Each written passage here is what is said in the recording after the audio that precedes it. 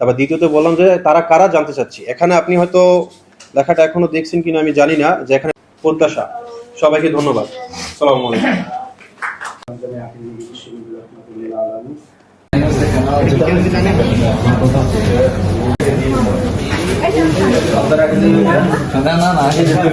যদি এরকম কোনো মানে ব্যানার ওরা খুলে ফেলানোর কোনো সম্ভাবনা দেখে, তো ওরা হচ্ছে ইনফ্লুয়েন্স কইরা এটা করছে। পরবর্তীতে তারা ব্যানার আর কি, পরবর্তীতে আমি ওকে বললাম যে ব্যানার যদি